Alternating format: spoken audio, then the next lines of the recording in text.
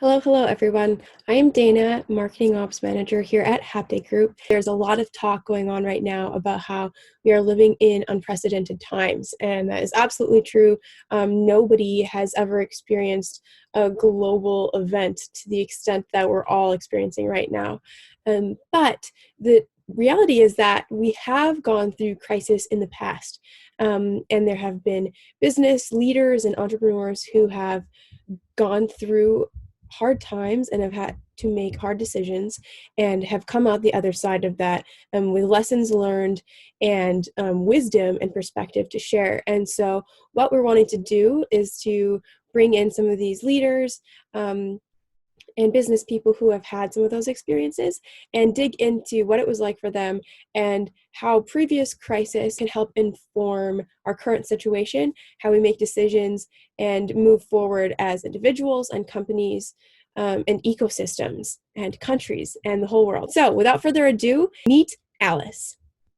Hello, Alice. Welcome, and thank you so much for joining me today. You're my first guest here on this little series on navigating through crisis. Thank you for joining. Thanks so much for having me, Dana. I really appreciate it. For sure, for sure.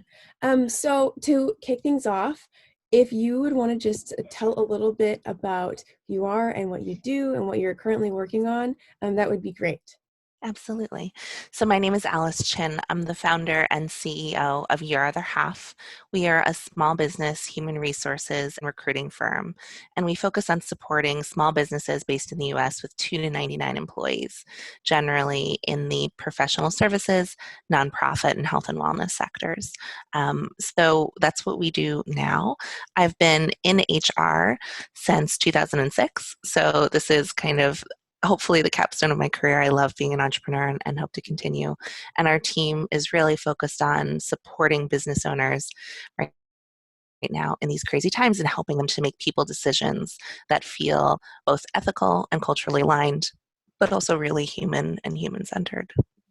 That's so important. What a time to be doing that. I have a lot of respect for you guys and Thanks so much. appreciation. Yes. So I know that you have some experience living through other turbulent economic times. You said you started in 2006. So would you be able to tell me a little bit about your experience in 2008 and in how you were affected by the 2008 financial Yeah, situation? absolutely. So I was working my second HR job ever back in 2008. I was a human resource specialist, which is a really nice way of saying essentially the HR assistant for the whole HR department. But what I loved about that role was that it gave me a real opportunity to learn. You know, I was often the person greeting people who came in and went out. I was often the person who had to prepare paperwork for meetings. So I was a big person who, like, I'm just a voracious reader. So I would get to read and kind of learn and understand those things, and often attend large meetings as a note taker, which kind of gave me an opportunity to see the kind of decisions that had to be made and to see how difficult those were. Mm. At the time, I was working at a very large publishing company, and so it was kind of two things, right? And I think we're going to see some of the same things in this crisis where there are both, you know, industries that have maybe been struggling or that were, you know, back then that were already struggling because of the digital transformation of our economy. Mm. Now, I think one of the challenges will be, you know, how do we come back from this? And are certain industries, you know, going to recover from this? Like, I think cruise lines is one that people are already talking about, right? Like, will that return Mm. now?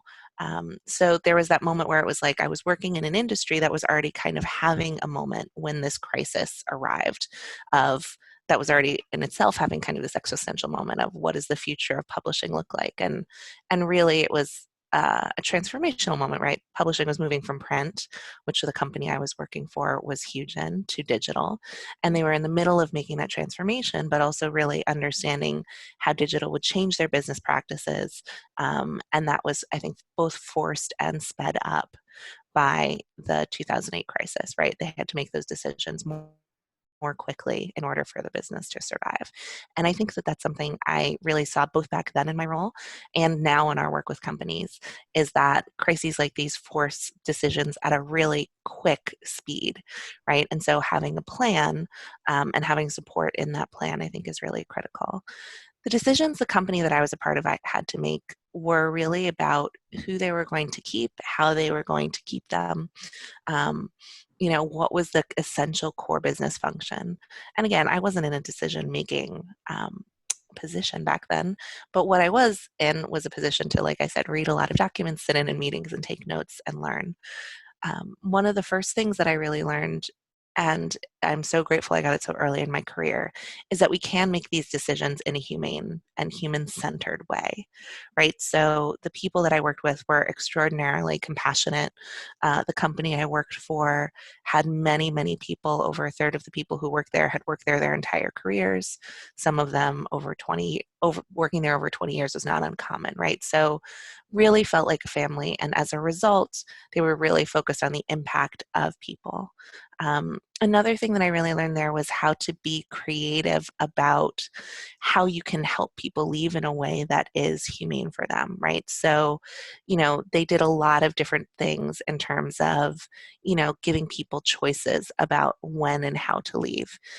They looked at their benefits program, like their health benefits and pension and all of those things, and thought about ways that people could leave while still receiving benefits for a long time if they needed them, or leveraging some of those benefits to give people options for additional funds when they left, things like that.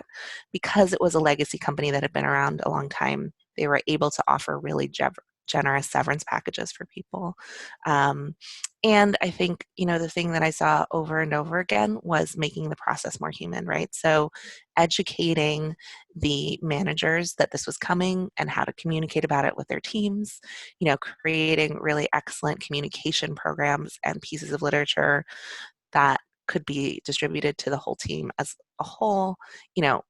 When people came into HR, sitting down with them individually, making the time to have those communications, understanding that people would be upset in those conversations. So having paperwork they could take with them and review later and then come back and make a decision, and not forcing a decision at that moment.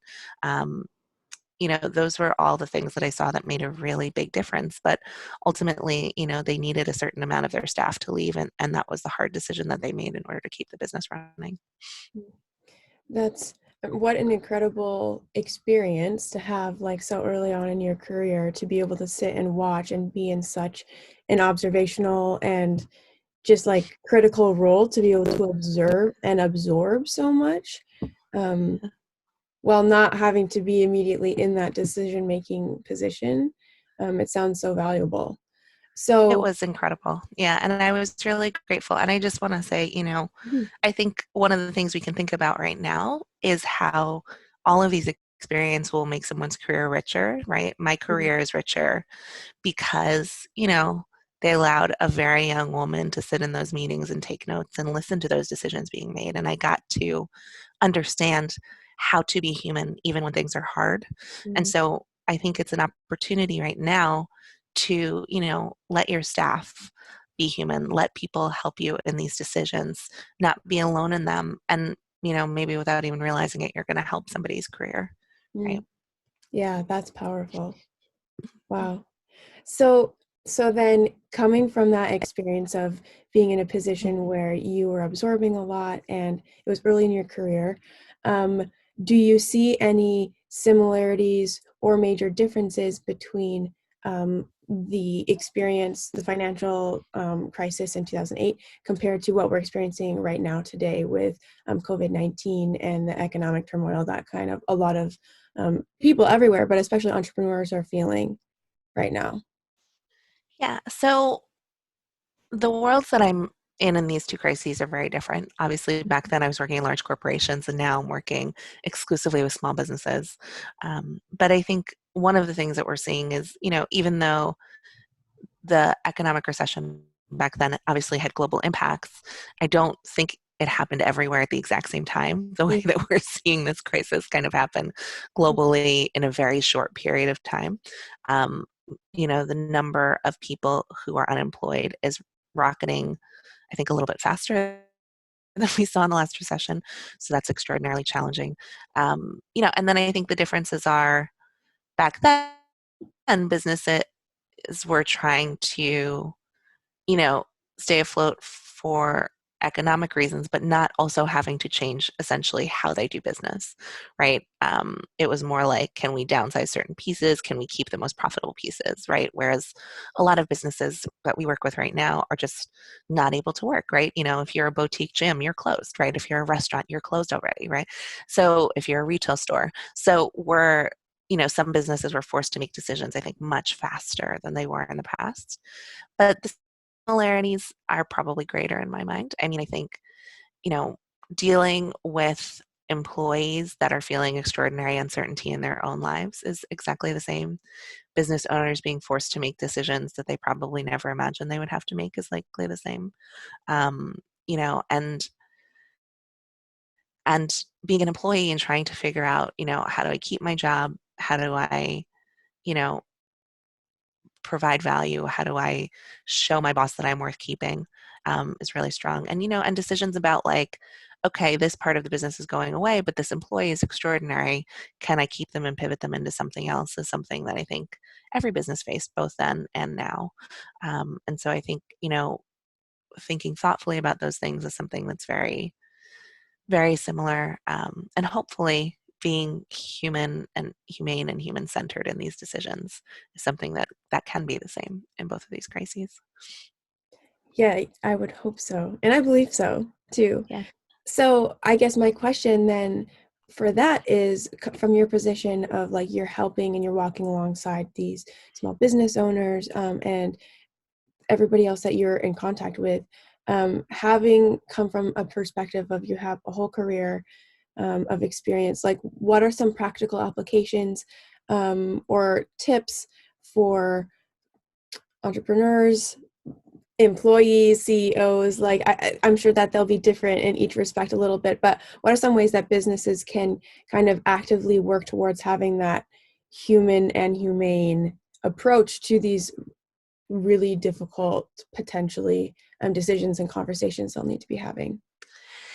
Yeah, so I think it starts for me always with open and clear communication. I think we have to acknowledge that most humans on the planet right now are feeling an extraordinary amount of anxiety and dealing with an extraordinary amount of change, right? So the thing that we first want to do, in my mind, is help them stabilize in that change, right? So if you have normally been in an office and everyone is working from home, making sure that they literally just have the tools to do that. Do you have a video program? Do you have project management software?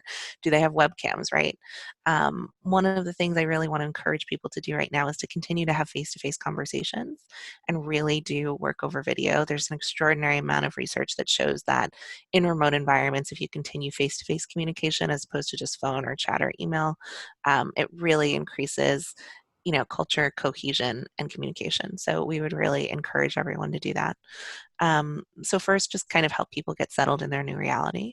The second thing is to really, if you're a business owner or an employer, I think particularly the small businesses that I work with, I'm very much about making sure that you have taken care of yourself. So many of my clients, and I feel really lucky that this is the case, are thinking about their employees first. I want you to do that. But the reality is that if you don't take care of the human who has founded the business and is often still kind of its most important employee, it's going to be difficult to do the rest, right? So making sure, and for a lot of business owners, they have some personal wealth that they've built up that they can rely on. But if not, if you need salary from your business, don't forget to take care of yourself, would probably be my second tip. If you are in a situation as a business owner where you do have some personal wealth that you've built up from your business and you are doing well, I think really making decisions in order to preserve your employees and then communicating those is really important, right? So, our business has decided to, reduce our owner's income and owner salary for essentially as long as this crisis takes in order to support our team. So many of my small business partners are doing the same, where they are taking half salary or no salary for a particular period of time, or before they lay anybody off, right? So not only making those decisions, but communicating them to your team, demonstrating to them that you are committed to keeping them and to the safety and well-being of them and their families, I think makes an extraordinary difference and makes people feel calmer and more secure kind of immediately. Um, and then, I think what you have to do ultimately is make some hard choices. For so many of our clients, the payroll protection program has been a really big feeling of relief, right? This government program that gives you up to 2.5 months of payroll expenses to keep your people employed. But as we heard this week, all of the funds are now gone, right? So the program's been open for 2 weeks and $349 billion are already gone. And so some people have received funds, others have not, others are still waiting to hear. There's hopefully another aid package coming from the government. But I think one of the things that everyone's learning right now is relying on that in order to keep yourself open is challenging, right? Because with all these unknowns. So I think really setting a cadence for yourself as a business owner on how you're going to evaluate these decisions, right? Because so many things are changing, right? Your income is changing, your receivables are changing, whether or not you're going to get loans funds is changing, how your staff is doing, you know, how your staff's families are doing, right? I think that for so many of the business owners we work with, they know their teams very well. They know their team's families. Are their partners losing their jobs, right? Like, are they now a single income family, right? So you're kind of having to constantly evaluate. So I would really recommend for business owners setting two cadences. One is for themselves. How often am I going to be thinking about this decision? A lot of that has to do with how precarious their financial situation is, but I would recommend it either be weekly, biweekly, or monthly that you revisit these decisions, as opposed to being in them every single day, right? Ultimately, the thing that we can all do that is going to make us the most secure for ourselves and our employees is to go out and get new business, right? Which sounds strange during these times. I think people need to figure out how to pivot and what to offer during these times. But I genuinely think that your time is better spent doing that 4 days a week and spending one day thinking about these decisions than revisiting these choices every single day and kind of living in that space of unknowing, right? Focus on what you can do, let the rest go. And then the other thing I would think about as terms of a cadence is really how often are you going to communicate to your team about this, right? They have lots of questions. You need to let them know that you're there. I would encourage you to let them know you can talk to them individually if that's something you can support, or refer them to their manager to talk individually if they need to. But um, but I do think that this idea that, okay, guys, we know this situation is changing quickly. Everyone's nervous. You're going to hear from us every other Friday about where the company is and how we're doing, right? Or you're going to hear from us every week. And just that act of knowing when they're going to hear next will allow them to focus on their work a little bit more. And then the other thing that we're seeing a lot, is some businesses are not able to kind of hold on at all through this period and having to make decisions immediately. I would encourage you, if you haven't already as a business owner, to look into work share programs. Most states have a work share program that allows you to keep your employees for a certain amount of time and them to get unemployment for a certain amount of time. That's often a great option for people who can't afford full salaries but want to keep their employees employed.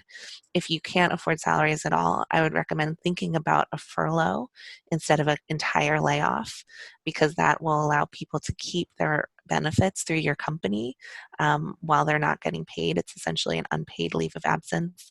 The specific rules vary by state to state, so if you need some help with that, feel free to sign up for a free consultation with us and we'll take you through your state. But essentially, I think it's personally, it's difficult to put somebody out without health insurance right now, right? So I think if you can afford to do that and furlough people instead of laying them off, that's great. But some of our clients, wanted to keep everybody and couldn't even do that, right? So if you have to let people go, if you're able to give them some small severance, that's fantastic. But if not, I would just encourage you to point them to resources to show that you continue to care, right?